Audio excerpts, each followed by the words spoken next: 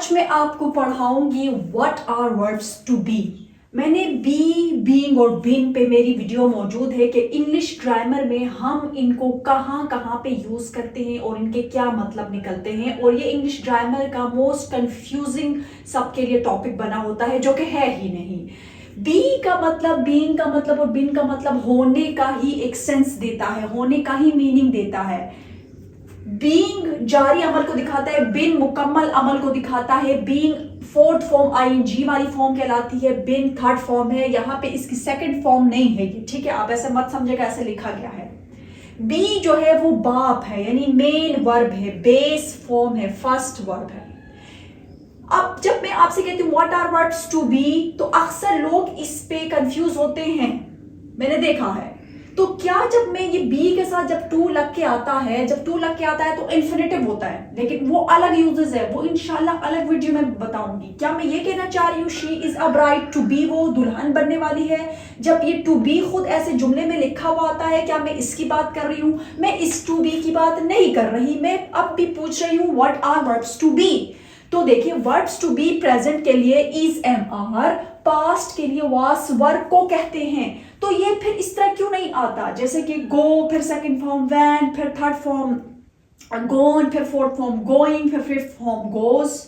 तो हम इसको इस तरह नहीं कह सकते ना कि बी फिर इज फिर एम फिर आर, यानी सेकंड ये है थर्ड ये है, इस तरह नहीं लिखा जाता। लेकिन फिर भी is am are was were be family का हिस्सा है, इससे निकल के आए हैं, इसी का खानदान है। तो there are these are called verbs to be, is, am, are, was, were, these are called verbs to be। और ये टोटल 8 verbs to be हैं। be, being, been, जिसको हम पढ़ते हैं, जिसको हम देखते हैं। is, am, are, was, were इनके साथ लिखा नहीं जाता, लेकिन ये इसी का हिस्सा है। अब पूरे ग्रामर में हम इनको कहाँ कहाँ कैसे कैसे इस्तेमाल करते हैं, इस वीडियो में हम देखेंगे, पढ़ेंगे। वीडियो आपने लास्ट तक देखनी है। आपको पसंद आए तो काइंडली सब्सक्राइब कीजिएगा, और इसमें आपको जानने के लिए बहुत कुछ मिलेगा। अगर बी का मतलब होना है तो इसका मतलब है, एम का मतलब होने का ही सेंस देता है, बहुत के लिए है, वास पास्ट के था थे, और वर्ब थे बहुत के लिए। अब ये आपका स्टेट, आपकी हालत बताएगा, आपकी आइडेंटिटी शनाख्त बताएगा, आपकी एग्जिस्टेंस, आपकी मौजूदगी बताएगा। और पहला इसका इस्तेमाल होता है सिंपल सेंटेंसेस जिन्हें हम कहते हैं, ठीक है। ही, शी, इट नाम के साथ इज आएगा, आई के साथ एम आएगा, दे, यू, वी के साथ आर आएगा। इसी तरह पास्ट के ही, शी, इट और नेम के साथ वास, दे, यू, वी के साथ वर। ये रूल्स तो हम सबको पता है, लेकिन इन जुमलों में कोई भी एक्शन नहीं है, ये याद रखिए। जैसे कि मैं कहती हूँ आई ईट एन एप्पल, तो ईट इनमें एक एक्शन वर्ब है। जब मैं सेब खाऊंगी तो मेरा हाथ मुंह हिलेगा, कोई ना कोई एक्शन हो रहा होगा। इनमें कोई एक्शन वर्ब नहीं है। जैसे कि प्रेजेंट सिंपल टेंसेस की मिसाल देख लें, मैं तालिब इल्म हूं, तुम कौन हो, अपनी शनाख्त बताओ, तो कहता है आई एम अ स्टूडेंट, मैं तालिब इल्म हूं, आई के साथ एम लगा, ठीक है। मैं पाकिस्तानी हूं, आई एम अ पाकिस्तानी, मैं इंडियन हूं, आई एम एन इंडियन। जब हम इस तरह करके बोलते हैं आई एम अ मुस्लिम, तो हम क्या बता रहे होते हैं, अपनी आइडेंटिटी बता रहे होते हैं ना। किसका इस्तेमाल करके, इस, एम, आर, इन वर्ब्स टू बी का इस्तेमाल करके। तुम कौन हो, तुम उस्तानी हो, You are a teacher. Yes, I am a teacher. जब हम इस तरह कहते हैं you are a teacher, उसकी शनाख्त बता रहे हैं, तुम टीचर हो। वो खुश है, वो किस हालत में है, he के बाद is, he is happy। मैं 20 साल की हूं, मैं और अपने बारे में इंफॉर्मेशन दे रही हूँ, I am 20 years old, ठीक है।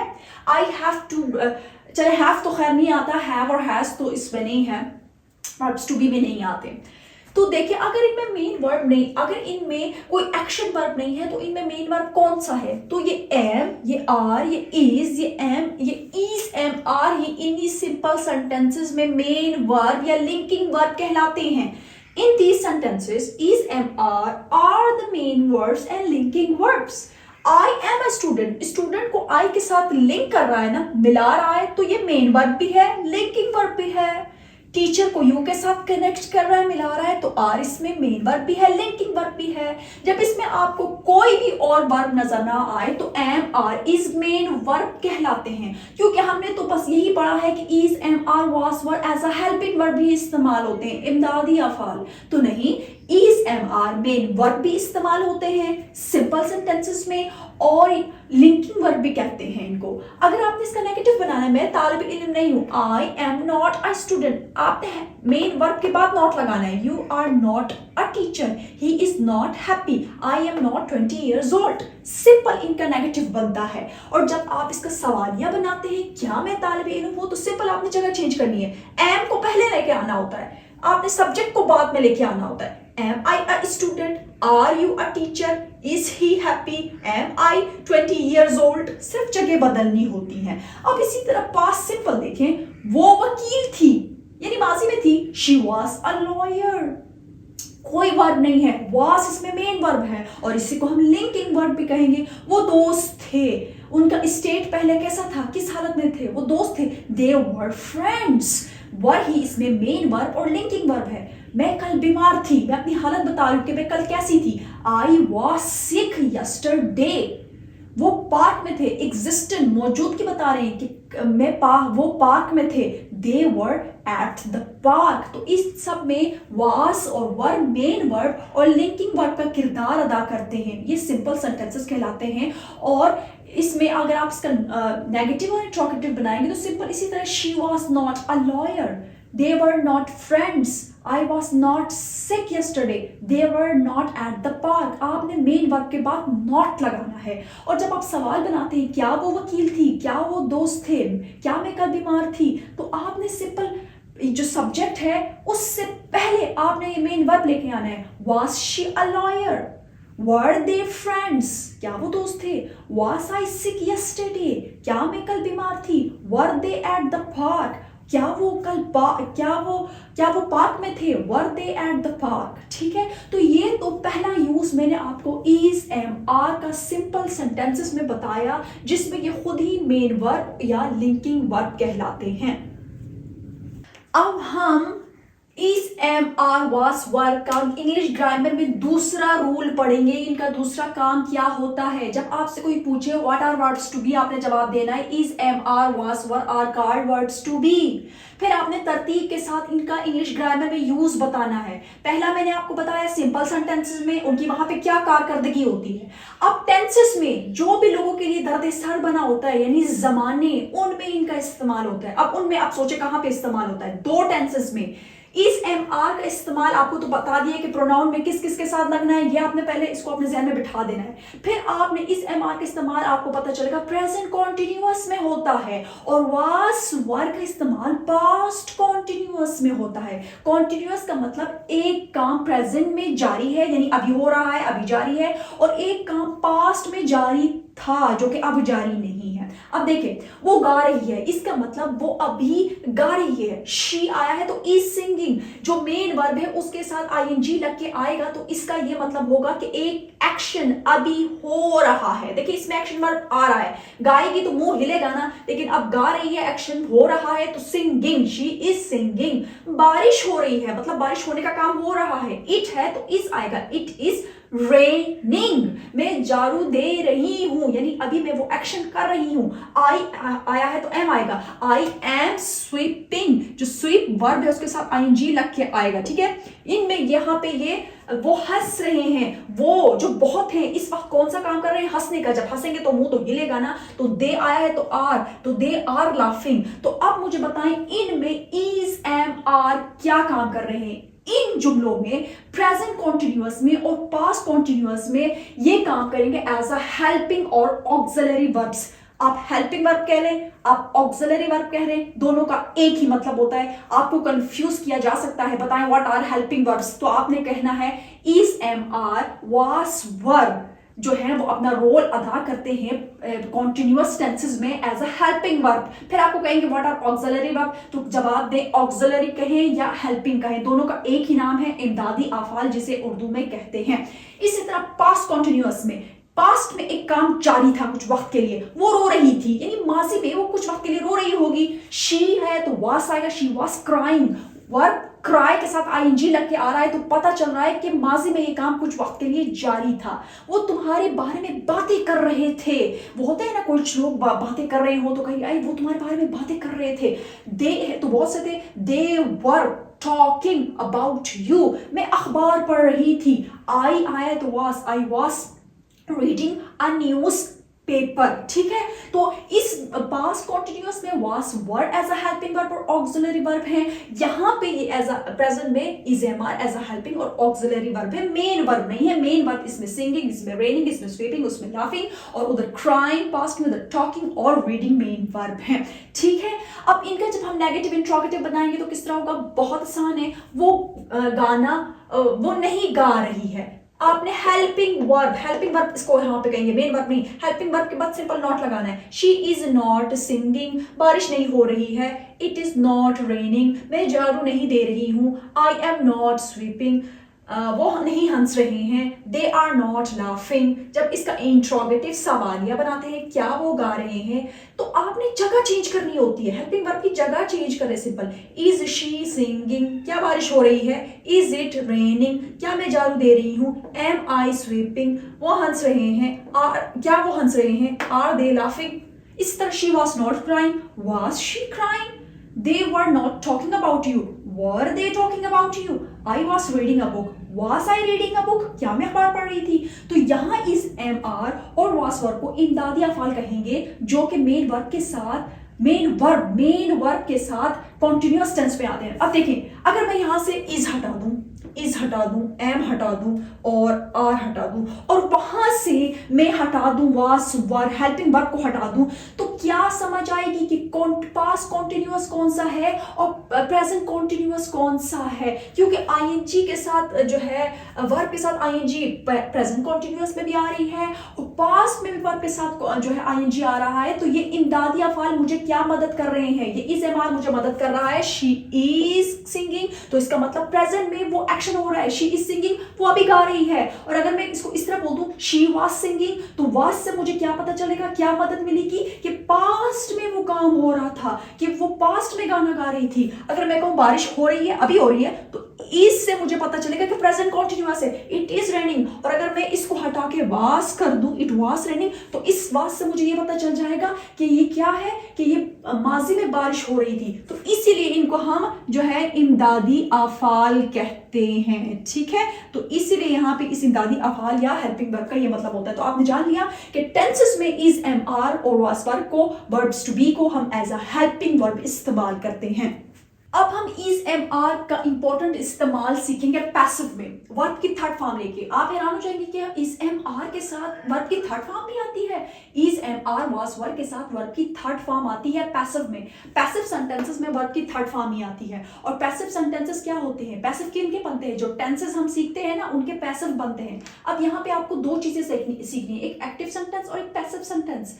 अब जो एक्टिव सेंटेंस होते हैं उसमें जो काम करने वाला होता है सब्जेक्ट, वो होता है, देखिए is delivering a speech, और यहाँ पे इज एम आर का मैं पैसिव बनाऊंगी क्योंकि उसमें ही इज एम आर इस्तेमाल होता है। देखें, वही प्रेजेंट कॉन्टिन्यूअस है ना, दोबारा से मैंने उसका एक्टिव सेंटेंस लिखा हुआ है। अहमद तकरीर कर रहा है, एक सिंपल प्रेजेंट कॉन्टिन्यूअस का सेंटेंस है। अहमद, फिर हेल्पिंग वर्ब इज, फिर वर्ब के साथ आईएनजी। इससे पता चल रहा है कि वो अभी कर रहा है वो काम, और इससे पता चल रहा है कि प्रेजेंट में कर रहा है। Ahmad is delivering a speech. ये क्या है, एक्टिव सेंटेंस। और पैसिव सेंटेंस क्या होता है कि जो काम कर रहा है उसका तो जिक्र या तो लास्ट में कर दो, उसका जिक्र करना जरूरी नहीं, या तो उसका बिल्कुल जिक्र ही ना करो, बस काम पे फोकस करो। ये होता है पैसिव सेंटेंस। अब देखिए, Ahmad is delivering a speech.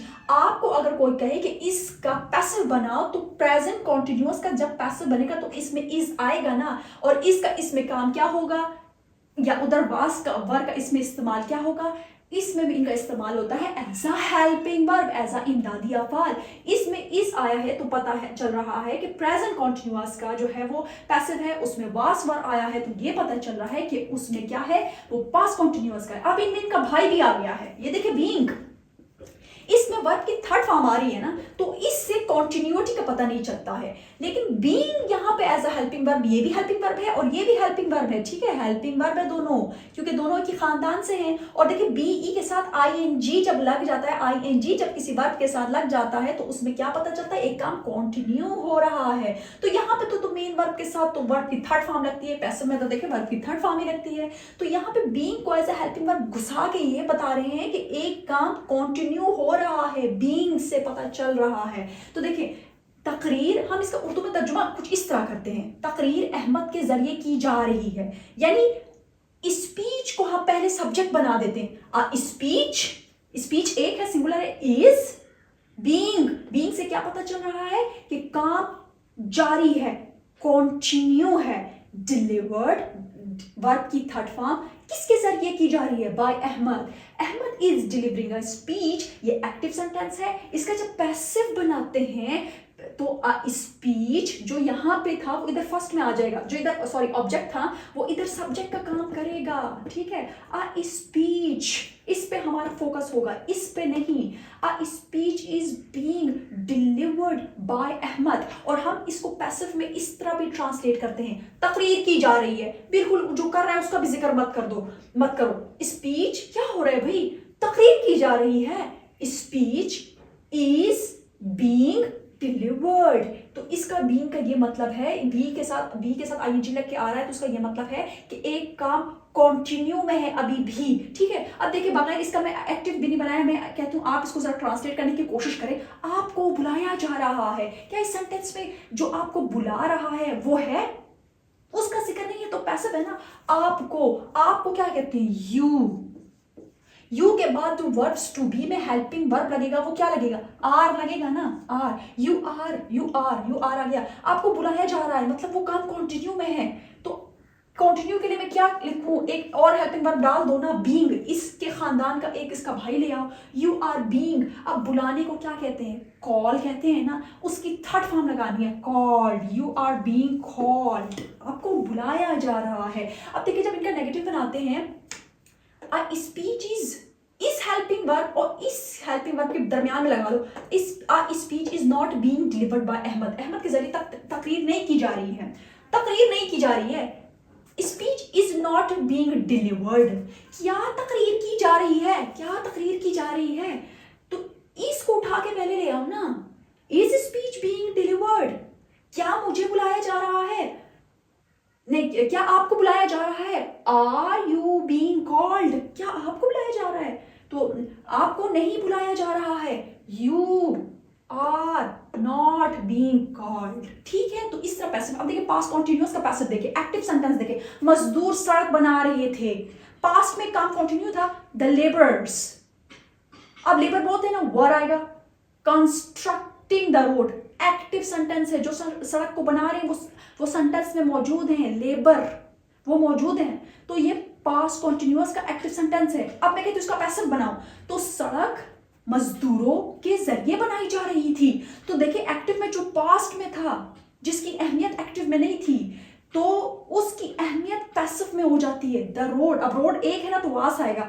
The road वास। अब एक काम की कॉन्टिन्यूटी को, जारी को दिखाने के लिए हम क्या लेके आएंगे, बीइंग, बनाई जा रही थी के लिए तो वास, जा रही थी बीइंग, द रोड वास बीइंग, वर्ब की थर्ड फॉर्म पैसिव में लगती है, कंस्ट्रक्टेड बाय द लेबरर्स। अब लेबरर की कोई अहमियत नहीं है सेंटेंस में, उनको हमने लास्ट में रख दिया।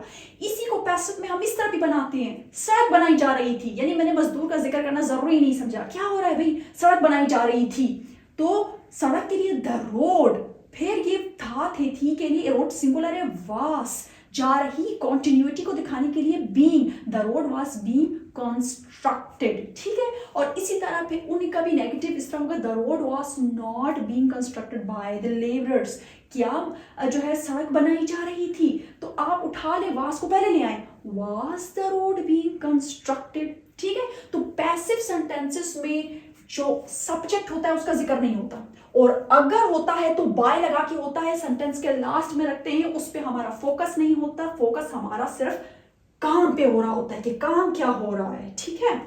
अब इस MR का मैं लास्ट यूज आपको बताती हूँ विद पार्टिसिपल्स। अब आप कंफ्यूज ना होगा, पार्टिसिपल्स क्या है। देखिए कोई आपसे पूछे कि पार्टिसिपल्स क्या होता है, आपने कहना है जब वर्ब जिसको हमने एक्शन ही सुना है, ईटिंग, क्लोज, कमिंग, ये काम, गो, ये जो वर्ब्स हैं, एक्शन वर्ब्स, ये तो हमने वर्ब से सुना है, लेकिन पार्टिसिपल हम उन्हें तब कहलाएंगे जब वर्ब्स एक्ट एज एडजेक्टिव, जब वर्ब जो है जिसे हम एक्शन कहते हैं वो एडजेक्टिव बन जाए। कैसे, पहले अब आप एडजेक्टिव को समझें। अब पहले देखिए पार्टिसिपल में वर्ब की जो थर्ड फॉर्म होती है और वर्ब की फोर्थ फॉर्म होती है जो आईएनजी, वो पार्टिसिपल यानी एडजेक्टिव का काम करती है। इसमें सिर्फ अब देखिए शी इज प्रिटी, इसमें सिर्फ क्या होते हैं कि नाउन और प्रोनाउन के अच्छाई बुराई के उसके बारे में कुछ बताए, उसके बारे में एक्स्ट्रा इन्फॉर्मेशन दे ना। जगह जैसे कि प्रोनाउन शी है ना, शी इज प्रिटी, वो खूबसूरत है, तो खूबसूरत क्या है, एडजेक्टिव है ना।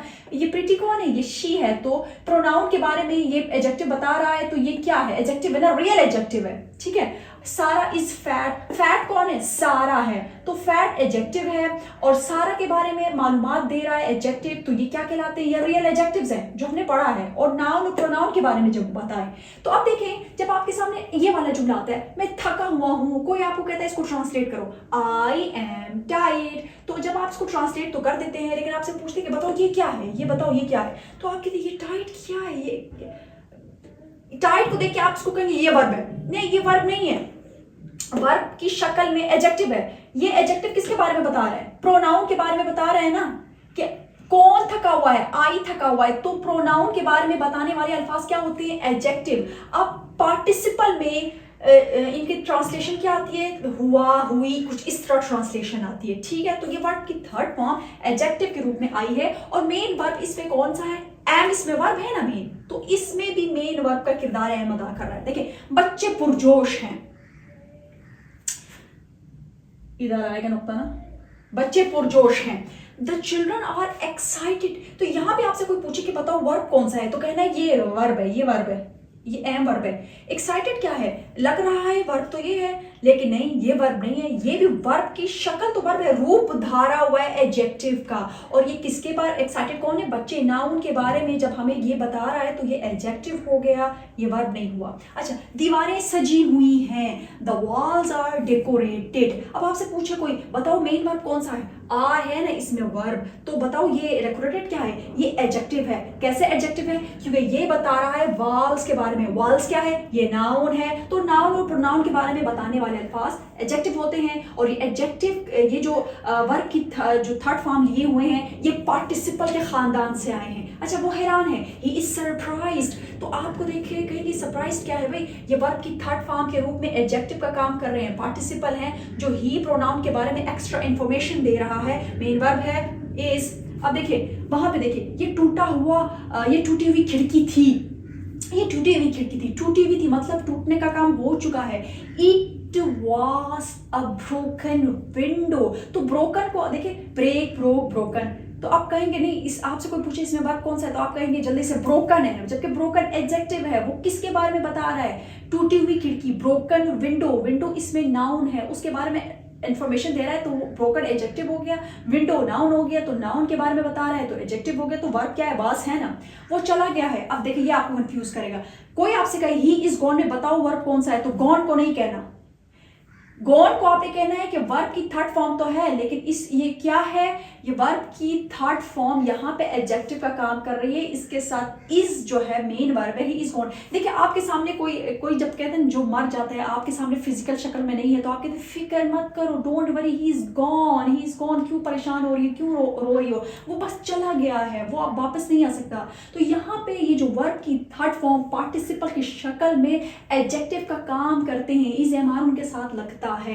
देखिए जब मैं इसको किस तरह कहूँ, वो एक बंदा है, वो अब चला गया है, फिजिकल शेप में आपके सामने था, अब वो चला गया है, फिर आप जब कहते हैं वो जा चुका है, तो ही हैज गॉन। तो यहाँ पे अगर आपसे कोई पूछे कि यहाँ पे ये गॉन क्या है, तो यहाँ पे ये गॉन मेन वर्ब है, हाँ वो जाने का काम कर चुका है। अगर ही इज गॉन, वो चला गया है, यहाँ पे ही के बारे में गॉन एक्स्ट्रा मालूमात बता रहा है कि ही जो है वो चला गया है, तो फिर यहाँ पे ये गॉन वर्ब नहीं एडजेक्टिव है, ठीक है। तो अब आपने अगर इसके बारे में एक्स्ट्रा मालूमात और यूट्यूब में लेनी है तो पार्टिसिपल सर्च करें और उसके बारे में और पढ़ें, तो आपके दिमाग और खुलता जाएगा। तो आज इस वीडियो में हमने जो वर्ब्स टू बी है, इज, एम, आर, वाज, वर के इंग्लिश ग्रामर में इस्तेमाल सीखे। मैंने आपको बताया सिंपल सेंटेंसेस में, फिर टेंसेस में, फिर पैसिव्स में, फिर पार्टिसिपल्स में इनका इस्तेमाल कैसे होता है।